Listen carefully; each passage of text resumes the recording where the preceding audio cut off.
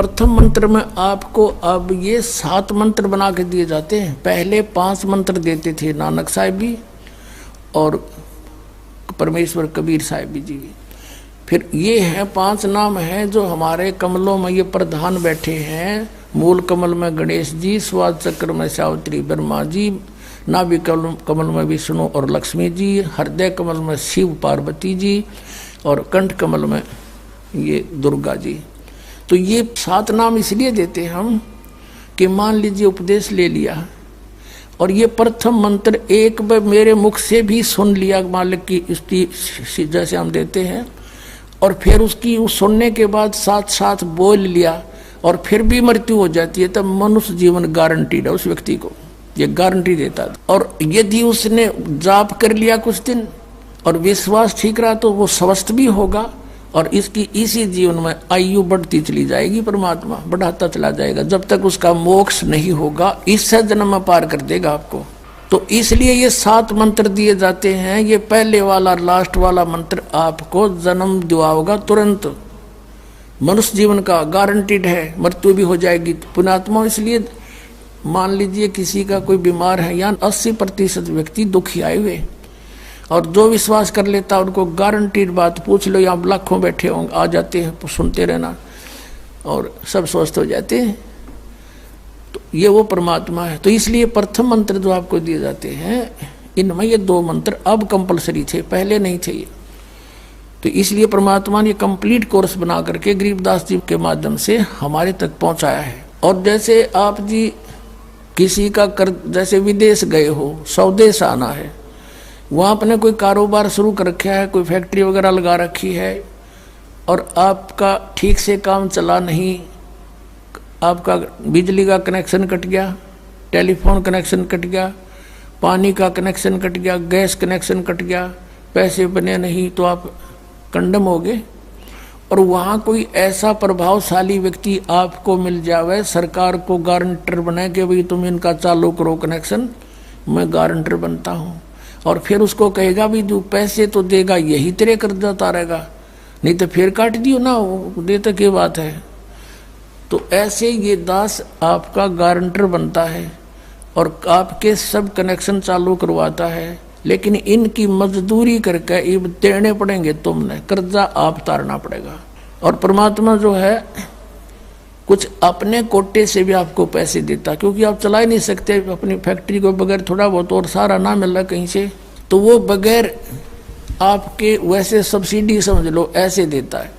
तो परमात्मा पहले आपको सब्सिडी देता है जिससे आप अपना काम चलाओ और फिर डट कर भक्ति करो, मर्यादा में रहो, आप धनी हो जाओगे, बहुत शीघ्र धनी हो जाओगे। बहुत कीमत है इन मंत्रों की। इन भगवानों के जो 5 प्रधानों से आपने मुक्त होना है, त्रिकुटी पर जब जा सको हो उस समय पहुंच पाओगे जब इनसे आप अपना नो डू सर्टिफिकेट ले लोगे।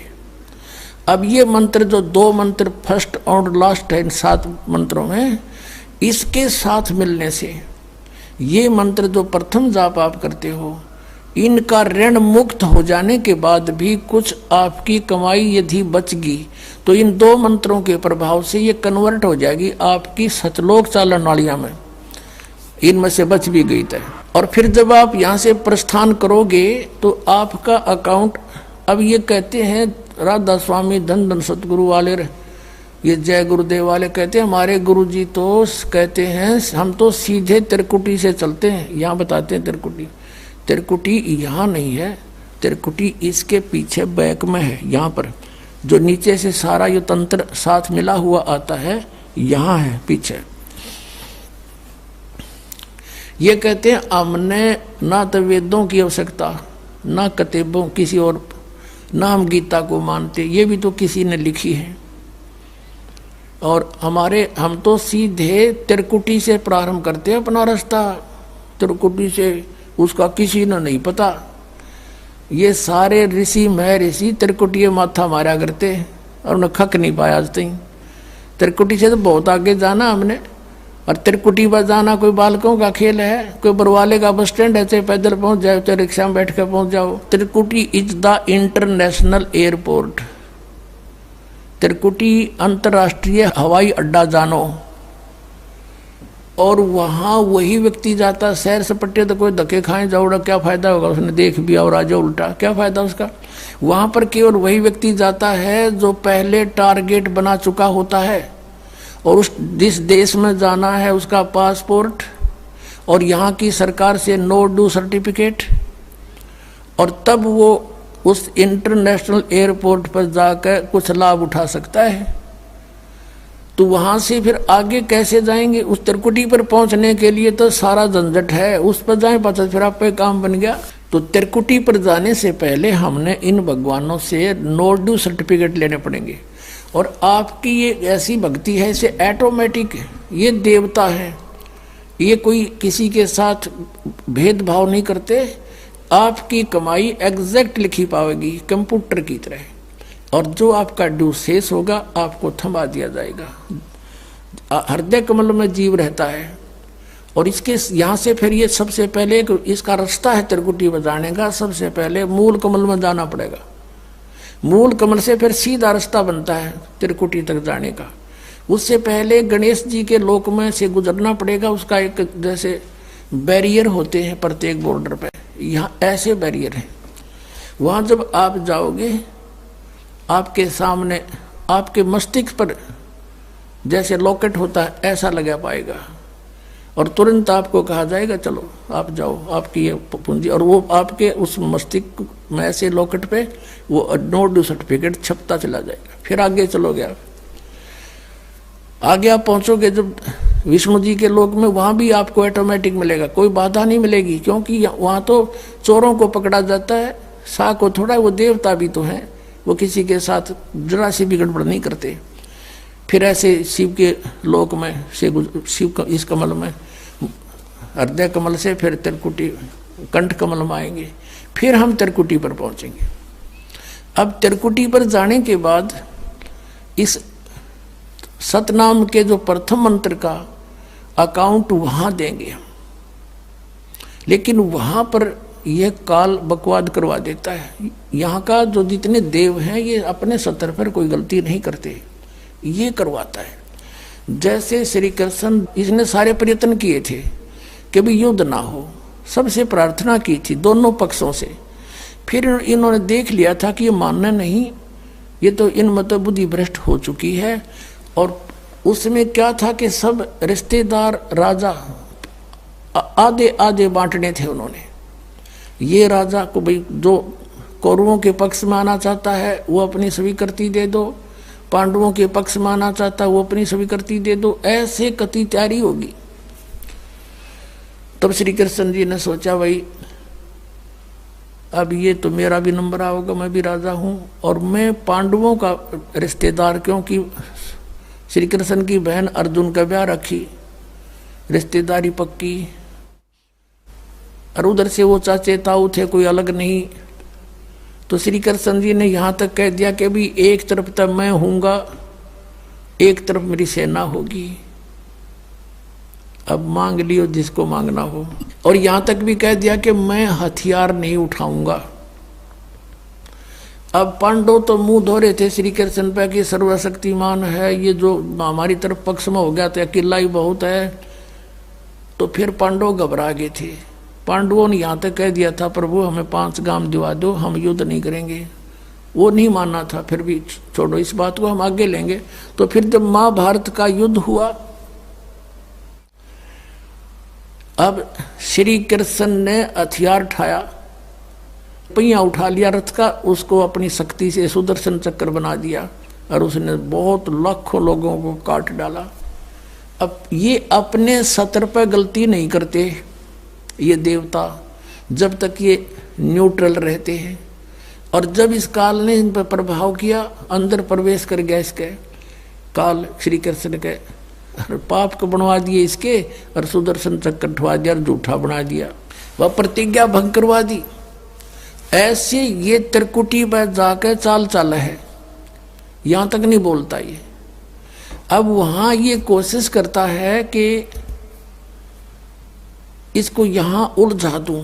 उससे पहले बहुत सी ऐसी बहुत से वहां पर त्रिकुटी तो एक बहुत बड़ा सांग है, बहुत बड़ा प्लेटफार्म है, और वहाँ पर कहीं पर डांस हो रहे हैं, कहीं पर दुकानें लगी हैं, औरतें खड़ी हैं, नाच रही हैं, कोई अर्धनग्न शरीर में खड़ी हैं, और बहुत से वैसे सुंदर सुंदर खड़े हाथी सजे हुए। तो ये जीव वहाँ जाकर बिचल जाता है। सब ये नकली गुरु भी वहीं खड़े हैं, नकली गुरुओं का रूप बनाकर तो काल आता है, और अपने असली गुरु का रूप बनाकर परमात्मा आते। इस दास के रूप में आपको त्रिकुटी पर उपलब्ध होंगे परमात्मा। तो वहाँ क्या होगा कि कई बार ये काल भी परमात्मा यानी असली गुरु का रूप बनाकर खड़ा हो जाता है। तो सबसे पहले आप क्या करोगे, प्रणाम जब करोगे गुरुदेव को, ये स्वभाव तो आपका यहाँ बना ही दिया जाता है, गुरु जी दिखे दंडवत करोगे। दंडवत करते समय एक सतनाम का सुमरण अवश्य करना होता है। 1 सेकंड, ये 10 सेकंड मुश्किल से लगती है। श्वास उस श्वास का सिमरण करें प्रणाम करते समय, और उठ कर जब देखोगे यदि परमात्मा होंगे तो एज इट इज पाओगे, और जब काल होगा दास के रूप में तो उसका स्वरूप बदला पाओगा, ऊपर का कपड़ा हटा पाओगा, उसका असली सूरत मिल जाएगी, तो आप वहाँ से बच जाओगे। अब फिर क्या होगा कि फिर तुम जैसे यहाँ आप देखते हो गुरु जी आगे सारे पीछे पीछे हो लेते हो, तो वहाँ जब मृत्यु होगी आपको स्वप्ना सा दिखेगा। जैसे आप किसी ऑफिस में गए हो किसी कामवश, और वहाँ आपका काम फटाफट होता जा रहा है, नहीं होता है तो आप दुखी हो रहे हो, बार बार बैठ कर रो रहे हो, तो ऐसे ही चलेगा वो। तो वहाँ जाते ही जब आपको गुरुजी दिखेंगे, आप एकदम इसी स्वभाव से जो आपकी यहाँ रिहर्सल हो रही है, आपके अंदर जो आस्था कसक पैदा हो रही है, ये वहाँ काम आवेगी आपके। तो ये सब रिहर्सल यहाँ कराई जा रही है कि गुरु को परमात्मा जानकर ये सब क्रियाएं करो, तो वहाँ ये आपके काम आऊंगी, वहाँ अपने यूज होंगी ये सारी फार्मूले। तो जब आपको ये पक्का हो गया कि ये है गुरुजी, फिर आपको लेकर के धर्मराज के दरबार में परमात्मा जाएंगे इस दास के रूप में, और धर्मराज से कहेंगे जी इसका हिसाब कर दो, भगवान का आदेश है, आप लो अपना ये एक इसकी कमाई जो तुम्हारे सत्र की वो प्राप्त करो। ओम नाम की कमाई और ये यज्ञों का जो बचा हुआ यहाँ प्रयोग हो गया सो हो गया यज्ञ, फिर भी बचे हुए भी आपको वहाँ देने पड़ेंगे कि आप अपना संभालो अपने सत्र की। जैसा कि आपके संविधान में लिखा है, ये पवित्र वेद पवित्र गीता भगवान का संविधान है, इसके विरुद्ध जो कार्य करता है वो दोषी है, चाहे जज है चाहे बिना जज है। तो यहाँ का न्यायाधीश बहुत समझदार है, उसने वो सब समझता है। परमात्मा याद दिलाता है 18वें अध्याय के 66वें श्लोक में लिखा है, सर्वधर्मान परित्यज्य माम एकम शरणं व्रज। अपना अपने सत्र की जो तुम्हारी है वो अपनी लो, इसकी पूजाएं और इसको छोड़ो, आगे चलेगा ये। तो वहाँ सतनाम के प्रथम मंत्र का जाप हम वहाँ देंगे, यज्ञ दे देंगे, फिर ये वहाँ से चलेगा। फिर वो आगे जागा तो पार ब्रह्म के लोक से हमने पार होना है। वहाँ पर सतनाम के दूसरे मंत्र की कमाई जो श्वास उश्वास से की हुई है, ये उसके दरबार में जाकर अक्षर पुरुष यानी परब्रह्म के लोक में जाकर के उसको देंगे, वो आगे जाने अलाउड कर देगा। उसके 7 संग ब्रह्मांडों से पार होना हमने सहयोग देगा वहां से वो वहां तक जाने का, उस टैक्स के बदले में। अब यहां बताया है कि जे तू पढ़ा पंडित बिन दोई ना अक्षर दोई नावा, और पर्णवत नानक एक लंगाए जे कर सत समावा। अब ये 2 अक्षर का नाम जो सतनाम है, ये हमें भंवर गुफा तक पहुंचा देगा। भंवर गुफा है, जैसे अभी तक हमने 10 द्वार सुने थे, तो यहाँ परमात्मा ने गरीबदास साहिब जी के माध्यम से कहा है कि 12 मद मैल मठ बोरे बहुर ना दे धरे रे। वो तो 12वें द्वार को पार करके है वो मठ, वो स्थान, वो ठोड़ ठिकाना। फिर जहाँ जाने के बाद बहुर ना दे धरे रे, फिर दोबारा जन्म कभी नहीं होता। एक 10वां द्वार तो इस शरीर से निकलना है। ये शरीर और एक ब्रह्मांड एक है, इससे निकल गया। कई योगी देखे यहाँ से शरीर फोड़ जाते हैं। यहाँ एक काग बोलते हैं इसको, स्थान को काग। छोटे से बच्चे को आप देखोगे नर्म नर्म स्थान होता है, वो कई बार नीचे हो जाता है तो उसको एक देसी इलाज से ऊपर उठाते हैं हाथ से, तो इसको फोड़ के वो बाहर निकल जाते हैं। वो कहते हैं जिसकी मृत्यु यहाँ से हुई हो ना, उस योगी को कहा करते इसने ब्रह्मांड फोड़ दिया। ब्रह्मांड फोड़ दिया, केकला तोड़ दिया। ब्रह्मांड के बीच में, प्रत्येक ब्रह्मांड के बीच में वैक्यूम प्लेस है, खाली स्थान, बहुत लंबा चौड़ा। ये फिर वहाँ धक्के खाएं जाओ, उसका वहाँ के चक्कर काटें जाओ, ठंडी ठंडी इसमें लगती रहे, और वहाँ इसकी कमाई पूरी हो जाएगी, फिर वापस नरक में।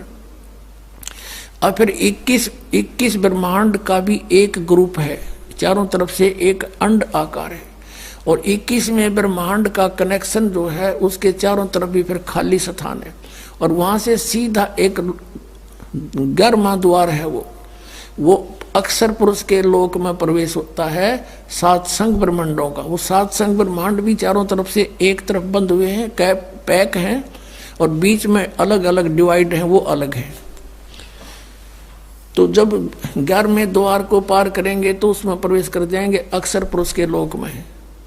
और 12वां द्वार जब है अक्षर पुरुष का, जो 12वां द्वार है अक्षर पुरुष के लोक से सतलोक में जाने के लिए पहले बीच में एक और स्थान है जो गुफा टाइप है, और उसको ऐसे गोल आकार है, वो ऐसे ऐसे जाएगा ऊपर को।